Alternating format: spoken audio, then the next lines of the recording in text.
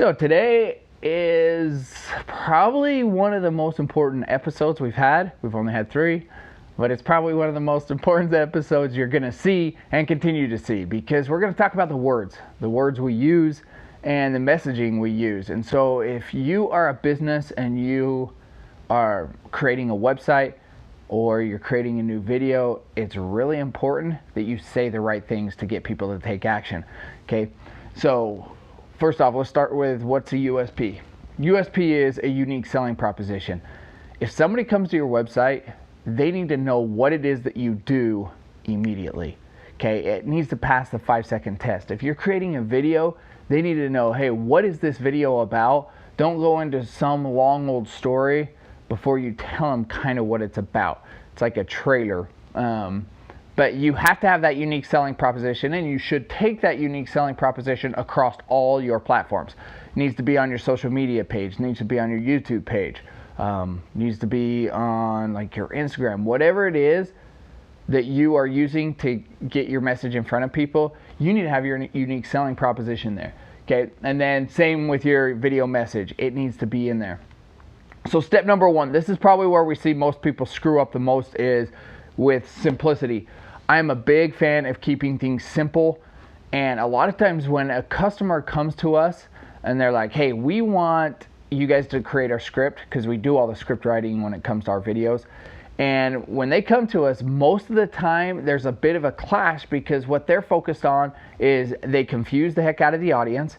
They think there's that knowledge gap where they have been working in that industry, they know everything about it, and then you have a consumer who knows nothing about it. But what happens is they try to take all their jargon, all of their message, all of their features, and they just cram it into a video, and usually it doesn't turn out good and it confuses the audience. Okay, so what we try to do is get them to step back and say, hey, let's keep things simple and do not confuse, because if you confuse your audience, you're going to lose them. They're going to jump over to somebody else who doesn't confuse them. Okay, and then the next thing is you have everything that you do needs to be customer and problem solution focused. Okay, don't go out there and say we. You need to talk about what it is that you're going to do for them. How can you solve their problem? Because people really don't care about your awards. They don't care about that kind of stuff. Now, you do need a social proof. I'm not saying go get rid of all your awards, go get rid of all your testimonies. No, that comes a little later down. Like if you're creating a website, social proof should be down below. But you don't want to start off with, we're the #1 lawyer in the world. Okay, and I'm going to show you some examples of different sites. Got it? So let's take a look at some websites. I'm going to jump over to a simple screencast and give you guys an idea of what to do and what not to do on what makes sense. So let me grab my computer. So the very first site we're going to go jump into is a lawyer site. Lawyers are actually notorious for confusing their audience. Okay, and they love cramming so much information on above the fold.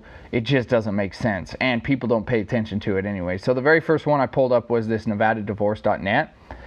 And you will see above the fold, which above the fold is above the crease, you have a bunch of call to actions. You have a ton of paragraphs. You have no idea what it is that these guys, I mean, they're divorce attorneys, but it just says Nevada Divorce and Document Service. Great. Now they have some bullet points. They have a whole paragraph here, and a bunch of links on the right. Call. You just don't know what it is that they actually do here. So most people will bounce. Compare that to this. Neil Patel, if you don't know who Neil Patel is, he's one of the SEO experts out there. Okay, he ranks for a lot of different things. But he just says, do you want more traffic? Great. You come there and you're like, oh, what it is that Neil does? He gets me more traffic. Do you want more traffic, lead sales? Enter your URL below if you want to grow your traffic and revenue. And then he has a website. Now what he'll do with this website is, this is more of a lead capture. You put your information in here and that's it. That's what his whole website is set up to do. It's simple, effective, and I like to use some of his stuff. Compared to, jump over here to, here's another attorney. And I just pulled up, I just kind of make fun of attorneys, sorry. But their websites are usually the worst. So they start off, here's my number. They're the 702 firm, okay? Now you have a smiley, a mean, a half smile guy here, and they're awarded the best personal injury law firm. Okay, that is 100% me focused. It is not consumer focused.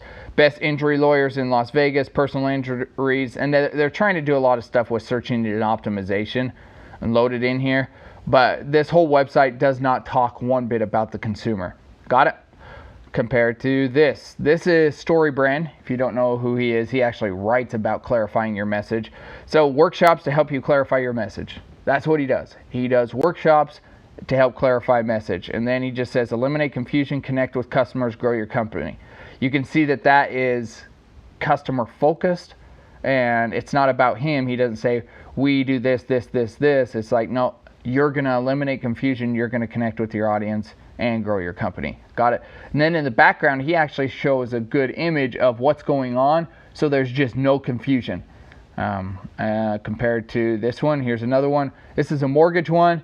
So hundreds of mortgage options under one roof. That's talking about, then they have this slider here that it just, oh, my mouse is over it. It's going way too fast. They have nothing here. They just have some images and then this creepy little thing that pops up. Okay. And then they go into scroll down. This kind of stuff, this long old paragraph here, nobody reads. If you looked at the bounce rate and just said, hey, what happened? Now, if you space it out, it's okay to do some paragraphs. I'll show you what I'm testing right now. Okay, if you jump over onto this page here, I'm testing some longer form because long form sales letters do work. So it doesn't all need to be simple, but if you hit the website, a YouTube campaign can grow your business, okay? So that's the message. People hit my website, they know what it is. On this page, we create YouTube campaigns. Got it? Then I go into this long form paragraphs here, okay, where I talk about kind of what it is, the results we get for customers. And this seems to be working, even though, but you'll see I space it out. I very rarely have 2 sentences per paragraph. I space it out, I highlight it. I don't make it look all slammed together where people aren't going to read that stuff. So you don't need to eliminate all the writing on a website. Okay, this seems to be working, and we'll keep testing, see what it is. But the main point is just don't confuse your audience. Keep things simple. Don't confuse them.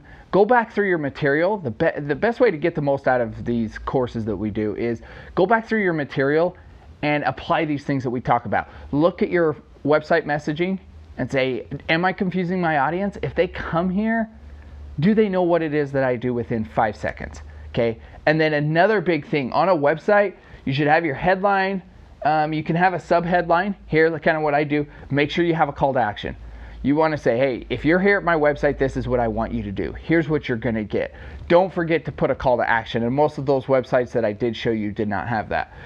Same with video. So video, it needs to kind of fall in the same format, but it's a little different. What we like to do on videos is a headline, problem, solution, call to action, and then we'll extend it out. And there's a lot of popular videos that have millions of views that follow the same formula. They will do a guarantee, another solution, another call to action. But don't forget this call to action in your videos. Okay, you want them to do something after they engage with any of your material, whether it's brochures, website videos. You want to ask them to do something so that you can do business. Okay, so don't forget that. And that is it. So go through your stuff, make the changes, and we'll see you on the next episode. See ya. Peace.